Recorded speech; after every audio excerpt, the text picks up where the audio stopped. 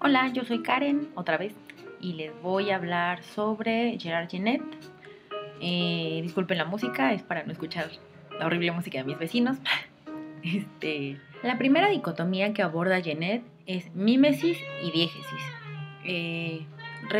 Genet retoma a los griegos, como ya nosotros habíamos visto al inicio del semestre. Para ellos, la mímesis significaba una representación, ¿no? Una imitación de la realidad. Eso es la mímesis, la imitación de la realidad. Por otra parte, la diégesis es una forma de imitación pero imperfecta, ¿no? Y entonces también ahí Genet hace menciona que esto de alguna manera podría ser contradictorio, porque no existe una representación o una imitación perfecta. La imitación perfecta, en este caso, sería la cosa en sí, y la imitación imperfecta sería la única posible, en este caso la diégesis o el relato. La segunda dicotomía que plantea Genet es narración contra descripción. La narración pues es de alguna manera un aspecto dinámico de flujo de acontecimientos, ¿no? Mientras que la descripción es un aspecto más contemplativo. Bueno, después de Balzac la descripción ya tuvo otra connotación, esa la veremos en la siguiente pregunta, ¿no? Pero el caso es que en un primer momento Genet los plantea como contrarios, porque uno es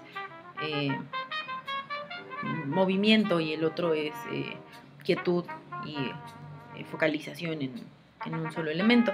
Si bien menciona que puede haber descripción sin narración y no narración y sería muy difícil una narración sin una descripción, no hay géneros descriptivos, ¿no? Hay géneros narrativos. ¿Por qué? Porque de alguna manera la descripción se supedita a la narración, porque la narración es la que tiene el protagonismo dentro del relato. La tercera dicotomía que menciona Genet es historia o relato contra discurso. Aquí la diferencia de alguna manera tiene que ver con la intención quizá del autor, ¿no? Porque mientras que el poeta intenta hacer una mímesis o intenta hacer esta imitación de la realidad, aunque sea imperfecta, a través de otros personajes, a través de la creación o representación,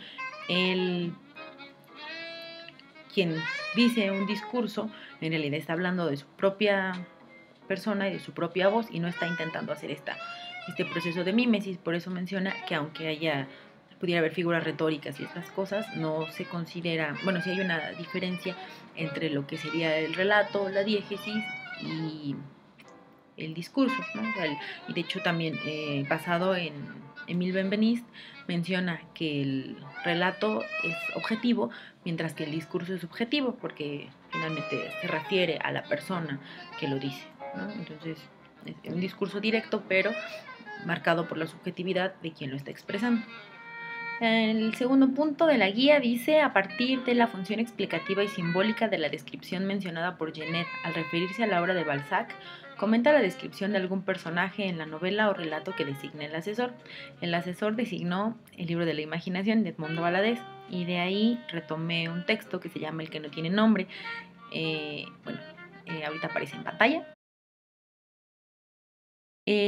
Ahí el personaje está hablando de sí mismo y está dando de alguna manera una descripción, pero no es una descripción tradicional, como menciona Genet, que era una descripción ornamental o estética, sino en este caso es una descripción posterior a lo que hizo Balzac, que son descripciones simbólicas, descripciones que aportan sentido tanto al personaje como a la historia. En este caso el personaje dice: yo soy el que todo lo ve, el que todo lo sabe, el que todo lo dice. Yo vi a Dios hacer el mundo y hacer al hombre, ¿no? Entonces, y así de esta manera empieza a relatar todo lo que es a partir de todo lo que ha visto, todo lo que ha hecho, ¿no? Entonces es otra forma de describirse como personaje y de que el lector a su vez construya este personaje a partir de estas características que está diciendo. Entonces es una forma distinta de descripción, como menciona Genet, que ya no es únicamente ornamental. El tercer punto de la actividad dice, ¿por qué no puede definirse una frontera establecida entre la narración y la descripción según la narratología de Genet?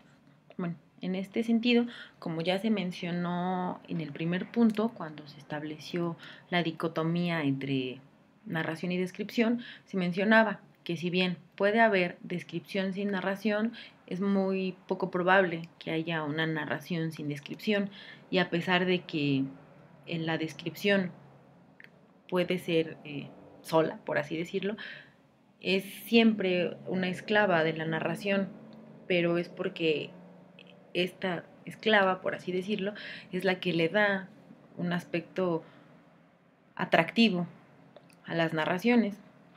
También la unión de la narración y la descripción son las que hacen una unidad llamada relato, según lo que establecieron los griegos, Platón y Aristóteles, ¿no? Entonces, separarlos o encontrar un punto claro entre ellos resulta muy complicado. También Janet menciona, ¿no? Hay verbos que van cargados de materia descriptiva, ¿no? Y hay otro tipo de descripciones que ya van siendo más dinámicas, como las que acabamos de leer de Edmundo Valadez, ¿no? Entonces también no ocupan, otra cosa que menciona Janet es que no hay una originalidad de recursos, ¿no? Ambas utilizan el lenguaje, ambas utilizan eh, cosas similares.